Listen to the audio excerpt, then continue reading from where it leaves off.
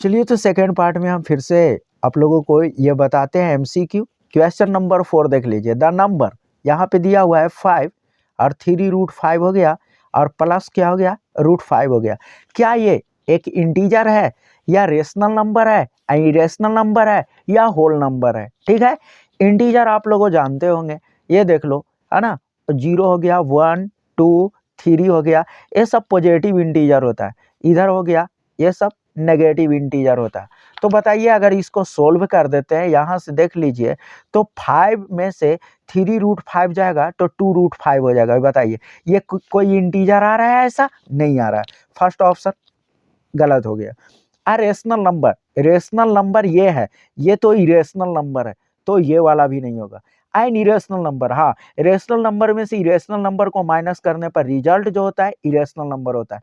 Correct है ना, option जो है वो सी हो जाएगा। ठीक है, अगला देख लीजिए है ना, क्वेश्चन नंबर 5। क्वेश्चन नंबर 5 में ये बोल रहा है, यहाँ पे देख लीजिए कि क्वेश्चन नंबर 5 में दिया हुआ है एक पोलिनोमियल है पी एक्स इक्वल टू है ना एक्स स्क्वायर प्लस क्या है 5x प्लस 6 है, और कह रहा है हमें find the value of p-2। ठीक है, तो x के जगह पे -2 रख करके जल्दी से कैलकुलेट कर लीजिए, जो रिजल्ट आएगा वही आपका आंसर हो जाएगा। ठीक है, हम जल्दी से आपको बात करते करते हमने 2 सेकेंड में हमने लिख लिए। तो यहाँ पे ये 4 हो गया, माइनस प्लस माइनस होता है 10 हो गया, प्लस क्या हो गया 6, 6 प्लस 4 यानी 10 हो गया, अब -10 हो गया इक्वल टू 0। देखिए कोई ऑप्शन 0 दिया होगा है ना, ऑप्शन बी आपका करेक्ट है। ठीक है, 6 में आपको बोलता है which of the following can not be probability of an event. आपको एक आना यहाँ पे हम बताते हैं कि किसी की प्रोबेबिलिटी, ये रिजल्ट आप याद रखिएगा, किसी की जो प्रोबेबिलिटी होती है वो इक्वल टू और ग्रेटर देन 0 होती है, बट लेस देन और इक्वल टू 1 होती है। यानी 0 के इक्वल हो सकता है किसी का प्रोबेबिलिटी, 0 से बड़ा हो सकता है ना, 1 के इक्वल हो सकता है, लेकिन 1 से लेस होगा, 1 से कम होगा। कभी भी किसी का प्रोबेबिलिटी ग्रेटर देन 1 नहीं होगा, लेस देन 0 नहीं होगा। अगर कोई ग्रेटर देन 1 मिलता है, आप आंख बंद करके एकदम उसको बोल दीजिएगा ये ऑप्शन जो है सही नहीं हो सकता है, या लेस देन 0 है तो भी आप कह दीजिएगा ये किसी का हो नहीं सकता है। ठीक है, आते हैं इसका चेक करते हैं कि आखिर सच में इसमें कौन सी जो है से ये सही है। तो 6 में देख लीजिए, सबसे पहले ए में दिया हुआ है 0.1, तो ये ग्रेटर देन 1 है, लेकिन सॉरी ग्रेटर देन 0 है लेकिन लेस देन 1 है, तो ये वाला पॉसिबल है।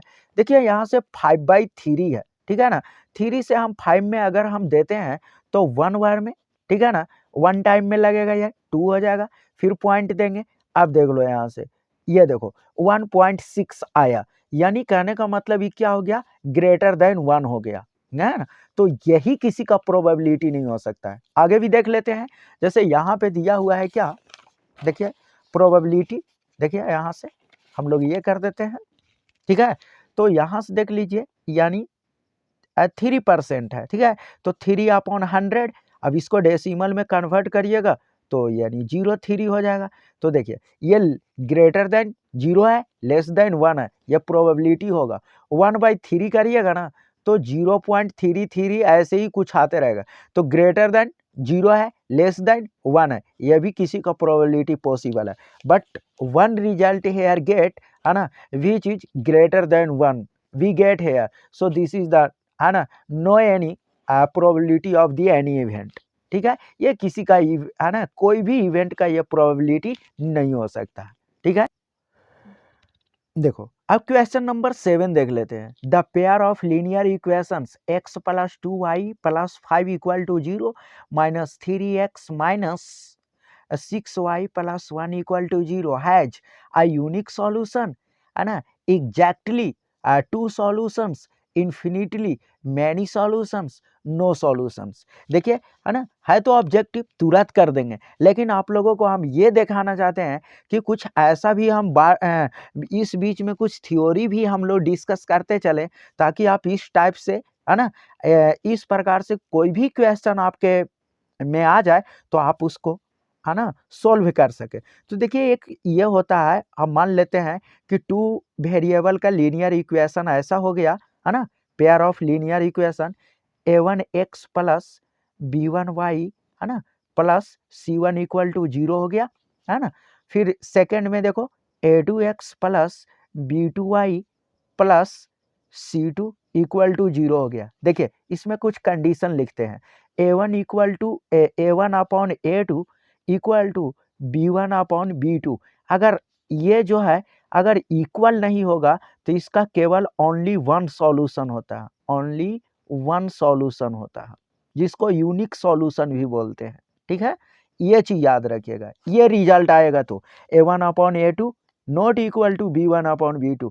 अगर ऐसा होता है तो इसका जो है ओनली वन सॉल्यूशन होता है। ठीक है, वन सॉल्यूशन होता है। अगर इसकी ग्राफ के बारे में बात करें तो इसका इंटरसेक्टिंग ग्राफ होता है, मतलब एक ही पॉइंट पे इंटरसेक्ट करेगा वो जो है सो। ठीक है, सेकंड देख लीजिए, एक और होता है, ये फर्स्ट हो गया। सेकंड में एक चीज समझ लीजिए यहाँ से कि A1 अपॉन A2, ठीक है, B1 अपॉन B2, ठीक है, और C1 अपॉन C2।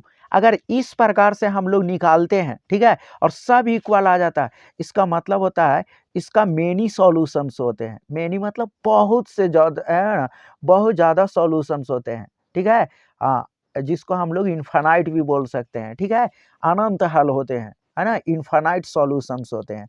और थर्ड एक होता है यहाँ पे A1 upon A2 equal to B1 upon B2 not equal to C1 upon C2।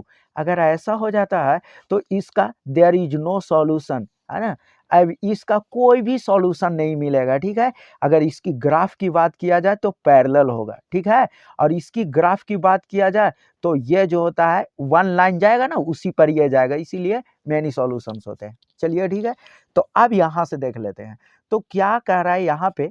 देखो यहाँ पे दो इक्वेशंस है, कह रहा है अ यूनिक सॉल्यूशन क्या होता है। देखो इसका कोफिशिएंट क्या है, देखो EX है, प्लस क्या है 2y प्लस, ठीक है, और सेकंड का है -3x minus 6y plus 1 equal to 0 है। देखो इसका कोफिशिएंट 1 है तो A1 अपॉन A2 करेंगे तो 1/-3 हो गया। अब देखो इसको भी कर रहे हैं तो क्या आ रहा है ना, 2/-6, इसको भी कैंसिल आउट करेंगे तो क्या आ जाएगा, -1/3 हो जाएगा। और इसका कर रहे हैं तो क्या आ रहा है, 5/1 आ रहा है। तो देखो A1 upon A2 equal to B1 upon B2 और not equal to C1 upon C2।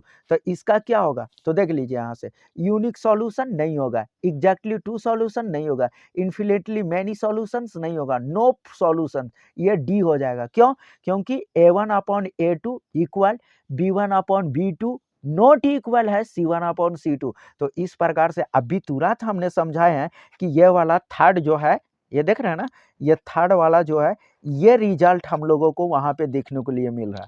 तो अगर ये मिलता है तो बोल देंगे इसका कोई भी सॉल्यूशन नहीं होता है। ठीक है, तो इसी प्रकार से हम पार्ट बाय पार्ट कर करके हम आप लोगों के लिए ना MCQ और कुछ अच्छे क्वेश्चन जो सब्जेक्टिव 2 मार्क्स का है, 3 मार्क्स का है या 5 मार्क्स का है, उस टाइप का भी क्वेश्चन लेते रहेंगे। तब तक आप मेरे चैनल से जुड़े रहिए और आप लाइक और शेयर जरूर करिएगा। ठीक है, साथ में मेरी चैनल को सब्सक्राइब करिए ताकि आपको इससे फिजिक्स, केमिस्ट्री और मैथ से जुड़ी हुई हर प्रकार की अपडेट आपको मिलते रहेगा। थैंक यू, धन्यवाद।